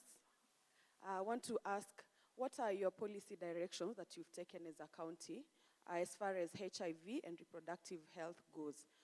Noting that your county and even Nakuru is among the highest rated in terms of infections and reproductive health challenges for women. Thank you. Thank you so much. The lady at the back, then the lady in specs, yeah. Thank you so much. My name is Nerima Wanyama. I am from Busia County, but currently living in Nairobi County.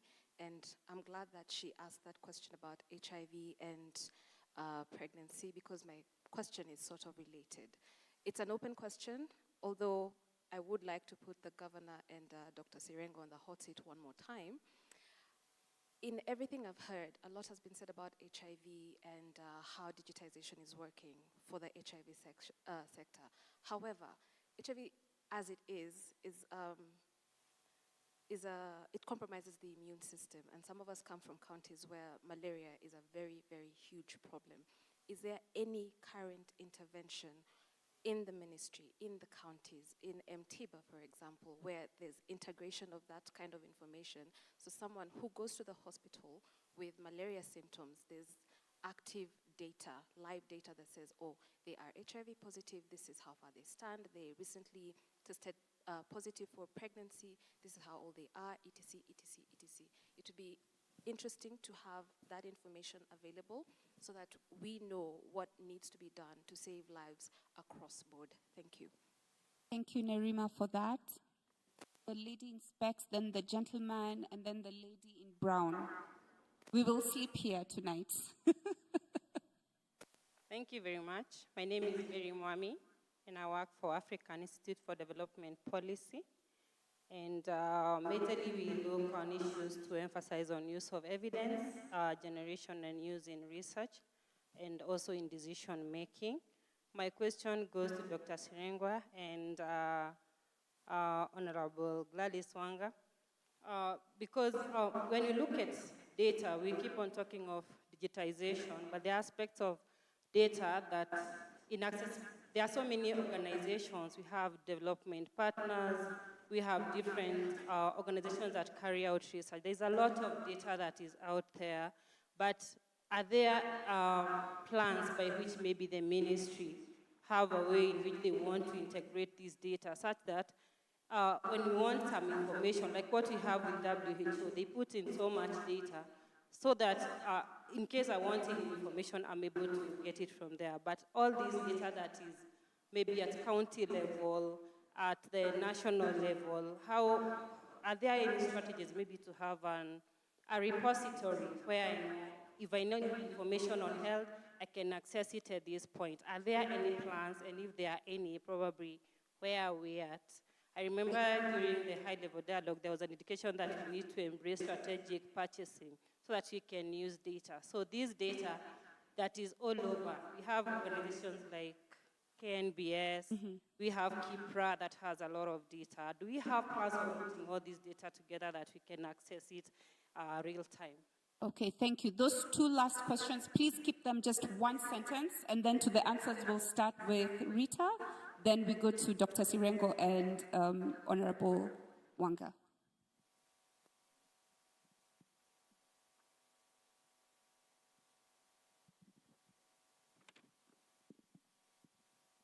Good evening, all.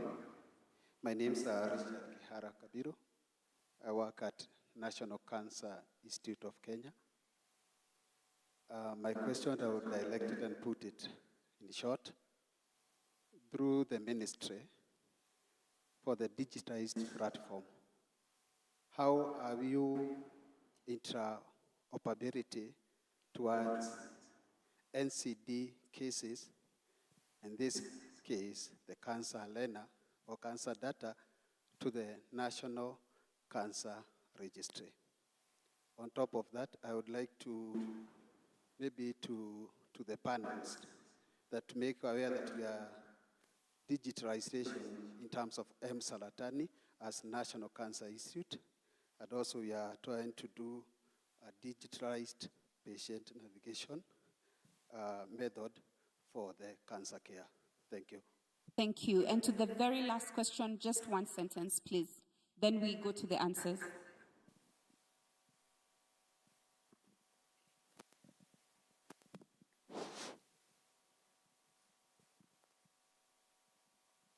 Good evening, everyone. My name is Dr. Darlene Evans, and my question is to Dr. Sironga. How are you, in the wake of digitalization of healthcare, how are you helping us as doctors to be able to have a registry or a transfer of health history of our patients?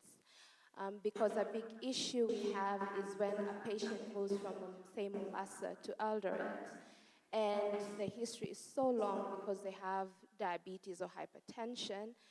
They probably also have age-related dementia. They can't remember some of their history, and they have no family member, and I don't know what exactly they've been through their health record. So health history transfer. Thank you. Thank you. Thank you. Wow, you guys are just, you rock. You're amazing. You've been paying attention. You've asked so many questions. We'll start with Ruth, then we go to Dr. Sirengo, and finish up with our chair. Okay, I think there were two questions asked. One was around digitizing queue systems. I think that is possible. Queue systems do exist. And the second one was around the digitization or transparency around bed availability. That is also available. But both of these are subject to what we've been talking about here, which is interoperability between hospitals, the Ministry of Health, and all facilities, so that there is a national database or even a county database that can be easily accessed, not just by the health professionals in the ministry, but also by the public. So maybe Dr. Sironga can speak to that and how that ties into the health management plan. But the digitization and the quick availability and ability to see is definitely available. I will request that my CEO who is here takes any further questions from me, because otherwise I will probably miss my flight. I beg to be excused, Madam Chair. All right, thank you very much. I have all the questions on behalf of the panel. So I'll go one by one and try to do that very quickly. I think the first speaker made more comments than questions. I noticed she's actually left the room, but she was asking that it would be nice for the ministry to constitute a forum where whatever is going on in the space of digitization in the whole country can be discussed and actions therefrom acted upon. Yes, I can't agree more. I think that is a good suggestion, and we can work on that. Now, alongside that, there was a question about how comes the ministry is lagging behind in formulation of policies, and yet counties are going ahead with so many digitization innovations and actions that are going on.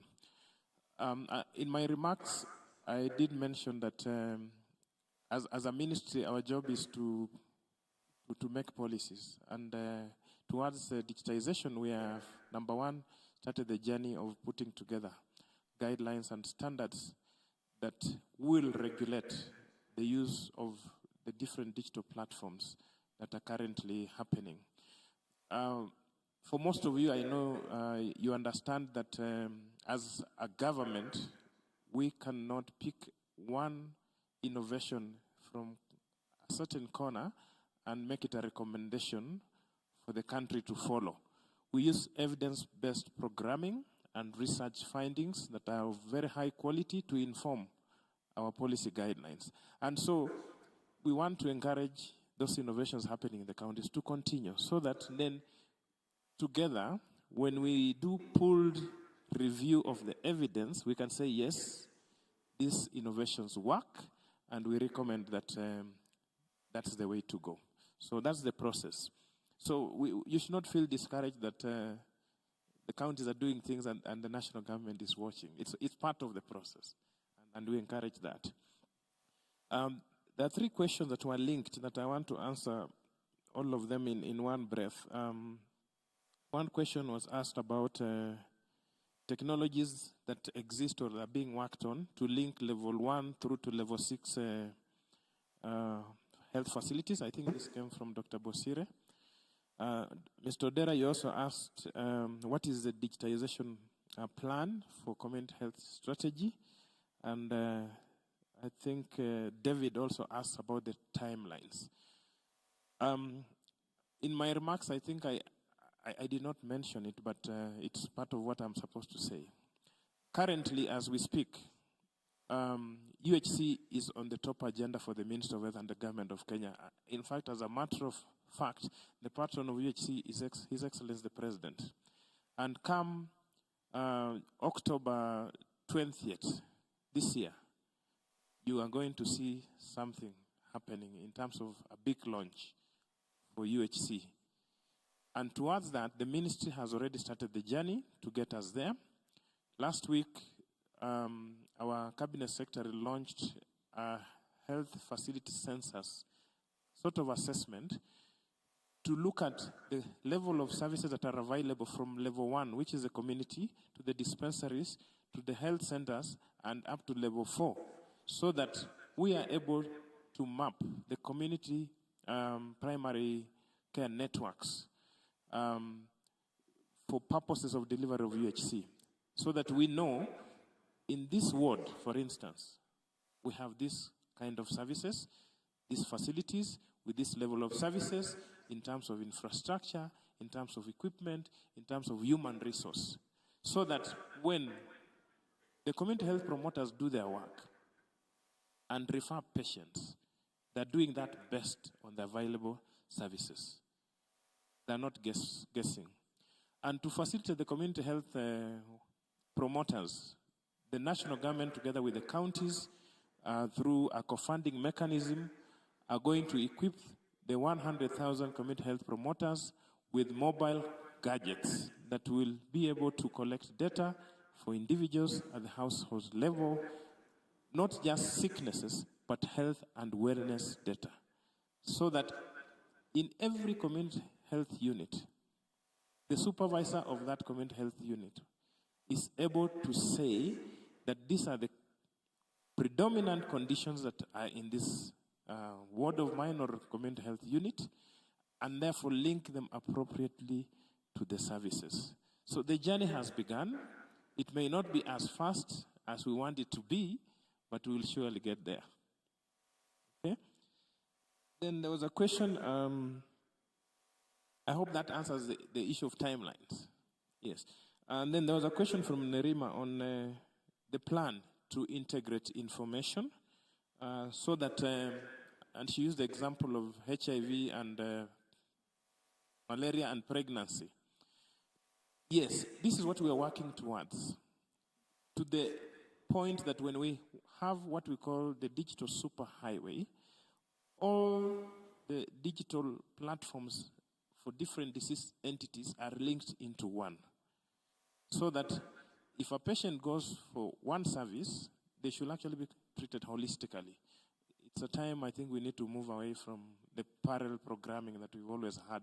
And the truth be told, the parallel programming was good for efficiency of the emerging diseases at the time.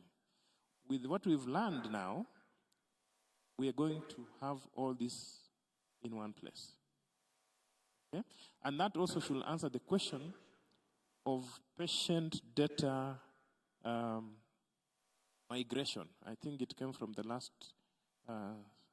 doctor there. We have had this discussion for very long. There's nothing as annoying to a patient like repeating yourself too many times every time you see a different doctor, especially if you have chronic disease.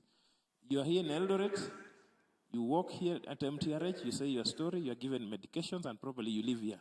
When you travel or migrate to Mombasa, you repeat the same story. And you may not be consistent. Your treatment history is lost. And so this is where the unique identifier discussion has been happening. At some point, we were excited that the Huduma number was going to help us out on these things. Probably the answer is yes. Once we have that, then it's possible for us to have that information transferred through an operating and efficient health information system. One of the concerns, of course, has been the issue of confidentiality when it comes to that. Some patients in HIV program, for instance, they're called Martin and Eldoret. They go to the clinic once, they meet Liz there, because I duck, I go to Nakuru, and I become Fred. So those are some of the issues, intricacies that we have to deal with. My last question, I think, to respond to is what we are doing to integrate non-communicable disease data. And the answer is just what I've said, that once we have the digital superhighway, a one-stop shop for all the digital information, all these different entities, different data platforms should feed into that. And we can be able to access that information, both for patient service delivery purposes, for reporting, and even analytics for decision making, for us to say, where are we coming from, where are we going, where can we invest more? Thank you.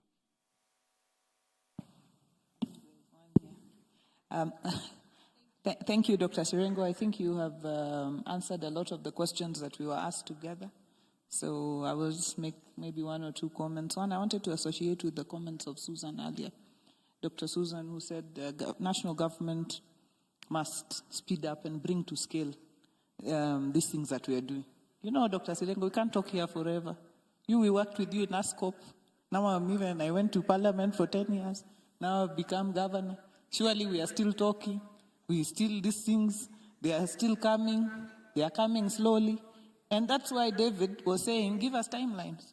And I agree with him. Let's agree. You know, this one we have to do by this time. This one let's do by this time. And we bring them to scale. They can't be pilots forever. So I wanted to just associate with that comment. And since you are my colleague, you won't feel too bad. And I also wanted to agree with Dr. Bosire on the issue of patient-centered digitization. Digitization should respond to the needs of patients and help the patients to take care of their needs. And in Homa Bay, we are a people-centered government. So we are very interested in what does this mean, not just for us and for us feel good, look good type of stuff. What does it mean for the patient who's coming to our facility? And sometimes because of infrastructure, internet technology, and this digitization, it becomes a hamper instead of a facilitator. People sit there on the line, oh, internet got lost, we are still waiting, I don't know, for this or the other. So I wanted to associate with those comments and then just come and say, you've already answered to the community health strategy. I think what our Living Goods friend was saying was, you know, you're giving these people laptops, now they're going to be carrying big baskets, big bags. Are you equipping them? You've answered it. From October, we are partnering to make sure that they are. Most counties are now paying stipends, and the national government is going to come in to double that and so on. So, watakuwa sawa, you know, as we go along, and we are thinking about them and supervision and so on and so forth. So, David, I wanted to agree with you on timelines, and I wanted to agree that let's come back and ask ourselves those hard questions. And for counties, I think we will have a conversation around how do we move. And I think for counties, because we have a very short time, we are on short contracts, so we must, you know, show results within a certain space of time. I don't know whether you answered the question by Rugut. He said, why do we think digitization in health is going to work? It failed in other spaces. I think we are convinced because of some of the issues that have been raised by our panelists here, the steps that we have made in terms of just digitization in the various aspects of our lives. I think people are more and more using technology and adopting it, so I think we are optimistic because of that. For the final two questions that I think have not been, you know, covered and said by Honorable Kilel, thank you for the kind comments on HIV and reproductive health. We bear a very heavy burden of HIV and teenage pregnancies and sexual and gender-based violence. We're doing something about it. Together with the issue of integration, I think you have HIV and, you know, NCD integration or malaria and so on and so forth. I wanted to ask Rosalind to say, just in 1 minute, on the two areas of what we're doing around the triple threat and what you have, you know, very strong views around whether people should just go to CCCs in a corner. And I think we are having discussions with PEPFAR now around integrating, because people are living longer with HIV. They're now getting diabetes, you know, malaria and other things. So I think we are having some. So in 1 minute, Rosalind can just summarize that, because many of us don't know Eldoret very well. We don't want to walk in darkness. So, yeah. Thank you, Your Excellency. As Brian said, this is one of the discussions we are having in the morning, because the EMR is working perfectly for information and tracking of HIV and AIDS patients. But as we know with all diseases, there's also mutation. So the example I gave is when I walk into a hospital and I'm expectant, maybe I don't even know I'm expecting. So I'm vomiting in the morning and I'm feeling feverish. Then I mutate to pregnant. Then I mutate to HIV and pregnant. So there's also the issue of mutation. And what I was saying is we need to track the patient rather than anything else. Then that way we shall know. And that's what we are doing in Homa Bay, as Her Excellency said. We are people-centric. So we are running a pilot in 2 of our facilities. This also goes with the triple threat, adolescent and teenage pregnancies. And it's also very unfortunate that most of adolescents and teenagers who get pregnant are also HIV positive. So for us, it's a reality that we live in. It's not like we are separating, we are not piloting, we are now just working to crystallize this and scale it up.